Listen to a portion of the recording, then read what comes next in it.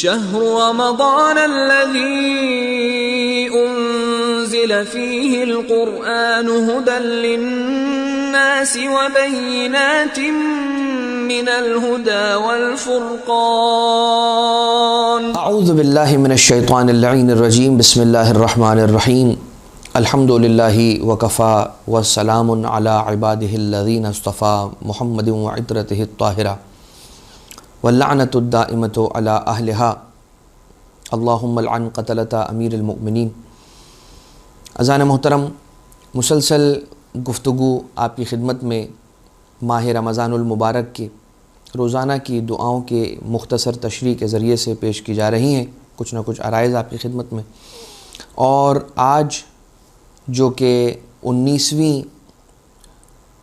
ماہ رمضان کا دن ہے، اس دن کی جو دعا ہمیں تعلیم دی گئی وہ یوں ہے کہ بسم اللہ الرحمن الرحیم اللہم وفر فیہ حظی من برکاتہ وسہل سبیلی الی خیراتہ ولا تحرمنی قبول حسناتہ یا ہادیا الی الحق المبین۔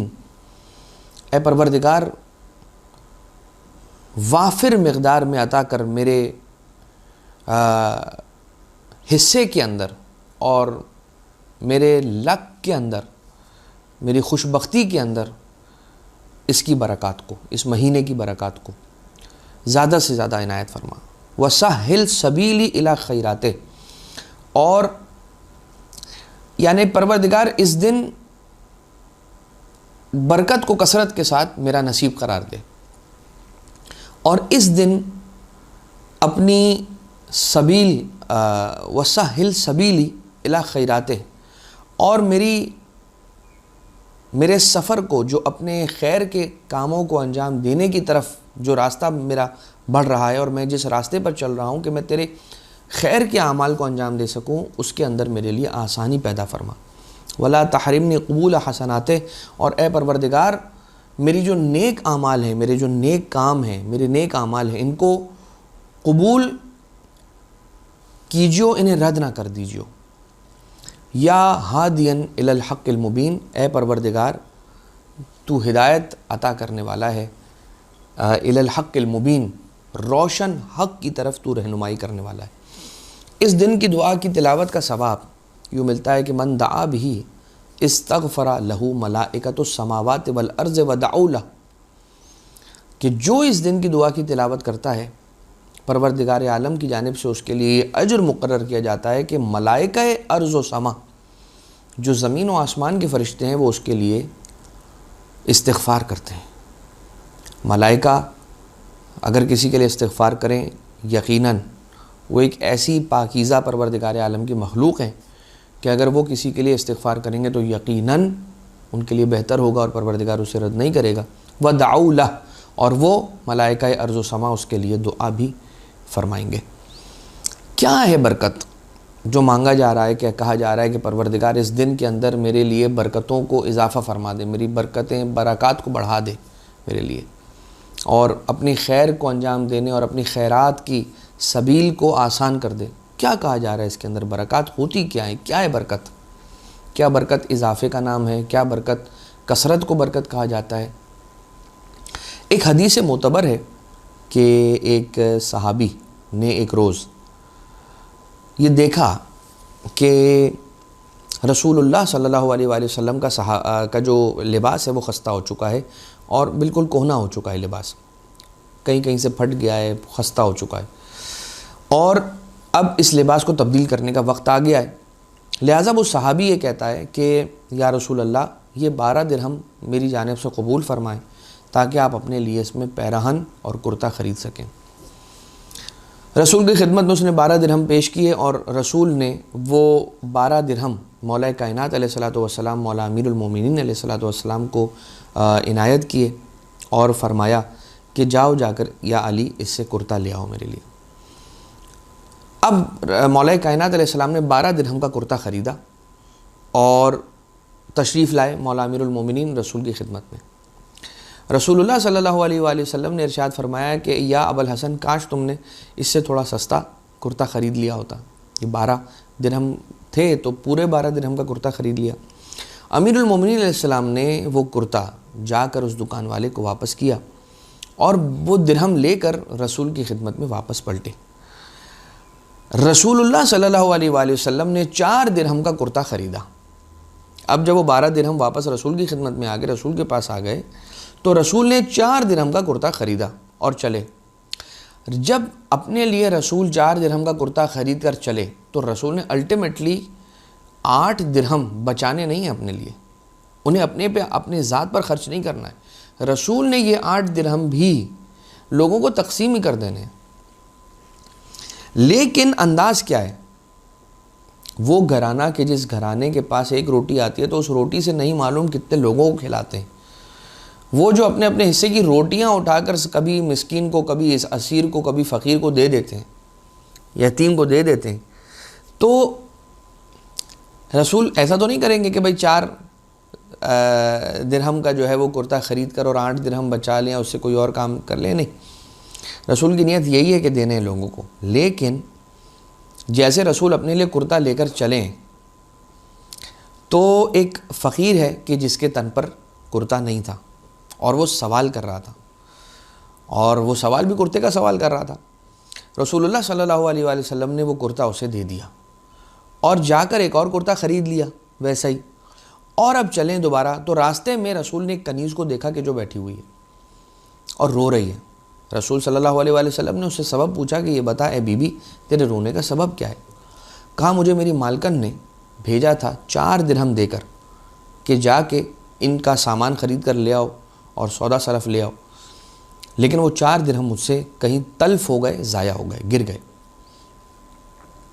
اور اب میں خوف زدہ ہوں کہ میرا کیا ہوگا، مجھے ڈانٹے گی، سب معاملات خراب ہو جائیں گے۔ رسول اللہ نے اسے کہا کہ چلو یہ میرے پاس 4 درہم ہیں، میں تمہیں جو تم نے خرید کر اپنی مالکن کے لیے سامان لے جانا تھا وہ تمہیں دلا دیتا ہوں۔ رسول اللہ اس کنیز کو لے کر گئے، سامان دلوایا۔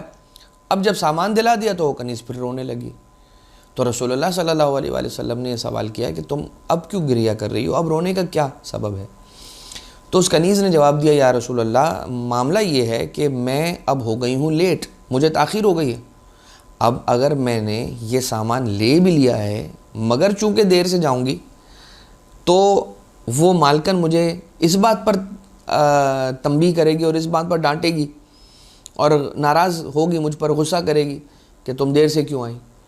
رسول اللہ نے کہا کوئی مسئلہ نہیں، میں تمہارے ساتھ چلتا ہوں، تمہاری سفارش کرتا ہوں۔